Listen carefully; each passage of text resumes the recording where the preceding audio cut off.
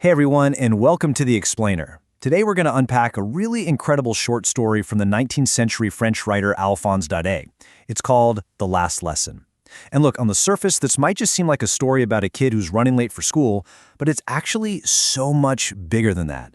It is this profound look at the absolute, unbreakable connection between our language, our personal identity, and our freedom. We're going to break down how something we literally use every single day without even thinking about it, our native tongue, can suddenly become the most precious thing in the entire world the second it's threatened. So I want to jump right in with a pretty massive question. What actually happens when a conquered people have their very language stripped away from them? Just keep that in the back of your mind as we go through this explainer today, okay? Because it really sets the stakes for the harsh historical reality we're diving into. It forces us to ask ourselves, is a language just a convenient tool to get our point across, or is it actually the very soul of a culture? Okay, so to really get this story, we got to set the scene. Think back to the macro-historical context of 1870. If you look at France's eastern border, you've got the regions of Alsace and Lorraine. Now, during the Franco-Prussian War, France unfortunately suffered a really devastating defeat. And because of that defeat, these specific French districts were handed right over to Prussian control. But you have to remember, this isn't just a line moving slightly to the left on a map. This represents thousands and thousands of normal human lives instantly flipped upside down by the stroke of a pen. So, this defeat was dealt by Prussia, who was led at the time by the famous statesman Otto von Bismarck. And just for context, back then, Prussia made up what we now call Germany, Poland, and parts of Austria. But here is the absolute crucial point. This shift in borders wasn't just some high-level political or military thing. Direct orders came down from Berlin that completely altered the day-to-day life of everyday citizens. The conquering force realized that if they truly wanted to control the people, they had to control the words coming out of their mouths. Now bring it down to the ground level. Imagine being a young boy named Franz living through this. He's running late one morning, totally expecting the usual chaos of school. You know, desk slamming, kids repeating lessons at the top of their lungs, the teacher banging an iron ruler on the table. He was actually banking on all that noise so he could just sneak into his seat unnoticed. But instead he walks in and nothing. The room is quiet. It's as perfectly still as a Sunday morning.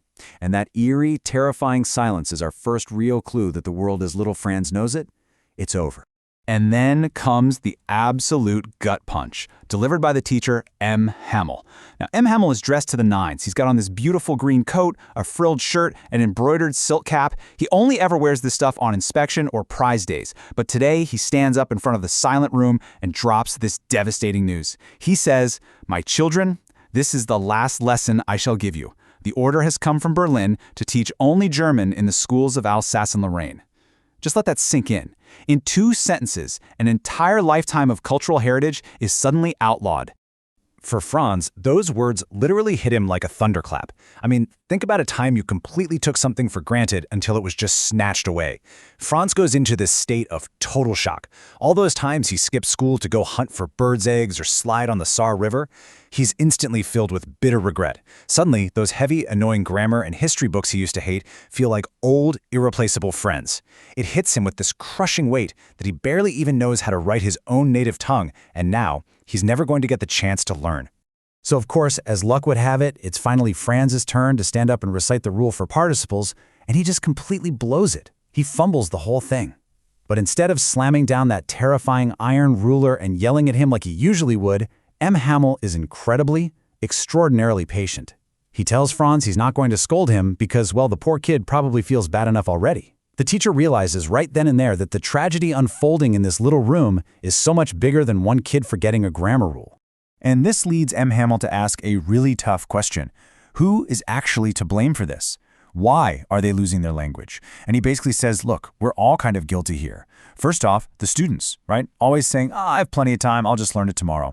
Then the parents. A lot of them preferred putting their kids to work on a farm or at the mill to make a few extra bucks instead of making sure they got an education. And lastly, M. Hamel points the finger right at himself. He admits, he used to send students to water his flowers, or he'd just give them the day off when he felt like going fishing. It's this powerful, sobering reminder of how easily a community can take its own education for granted until it's violently ripped away. And you can actually see that collective guilt and sorrow sitting right there in the classroom, literally. Over on the backbenches, which are usually empty, sit the village elders. You've got old Hazer holding this worn-out primer book, sitting right next to the former mayor and the former postmaster. And why are they there? They're mourning. They're sitting there quietly because they deeply regret not going to school more when they had the chance. It's their silent, final way of thanking M. Hamel for 40 years of faithful service and paying their respects to a country that is suddenly no longer theirs. Which brings us to what I think is the absolute thematic core of this entire explainer.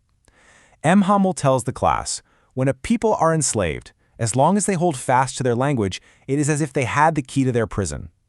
That is such a brilliant way to explain exactly why that order from Berlin was so incredibly insidious. M. Hamel believes French is the most beautiful, logical language in the world. And by erasing it, the Prussians aren't just swapping out textbooks. They are locking away the minds and the shared unity of the Alsatian people. Keeping their language alive in their hearts is literally the key to their eventual freedom. So what we are really looking at here, historically, is a textbook case of something called linguistic chauvinism. That's when there's this wildly exaggerated pride in one's own language, which usually results in a dominant power actively suppressing the languages of minority groups. The Prussians were so entirely convinced of their own cultural superiority that they felt 100% justified just erasing French from these regions. It really forces us to look back at history and see the aggressive and frankly violent ways that language has been used as a weapon for empire and subjugation. But here's the crazy thing. That rigid, chauvinistic approach, that is not how languages naturally thrive at all. Think about a living, breathing language like English and how beautifully inclusive it is. We say petite from French, kindergarten from German, capital from Latin, democracy from Greek, bazaar from Hindi. A truly global language grows by borrowing and blending diverse cultures, right? Not by building walls and suppressing people. So that strict mandate from Berlin to only teach German goes against the entire organic, shared nature of how humans actually communicate. Now back in the classroom, the final writing lesson starts. M. Hamel has made these beautiful new copies for the students, writing France, Alsace, and they look like these little flags floating all over the room. And while all you can hear is the scratching of pens on paper, Franz hears pigeons cooing up on the roof. And he has this incredibly innocent but just devastating thought. He wonders, will they make them sing in German? Even the pigeons. It's such a profound moment because it points out how totally absurd it is for a conquering army to try and force their rules onto the natural order of the world. You can change the laws all you want, but you cannot change the soul of a place or the nature of its creatures. And then, the moment finally arrives. The church clock strikes 12. Outside the windows, you can suddenly hear the trumpets of the Prussian soldiers returning from their drills. Miss Trommel stands up. He is incredibly pale, completely choked up with emotion, so much so that he literally cannot even speak.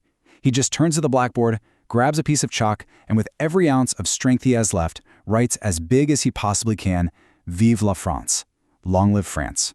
He doesn't say another word. He just leans his head against the wall and makes a gesture with his hand. School is dismissed. The lesson, and honestly, an entire era, is over.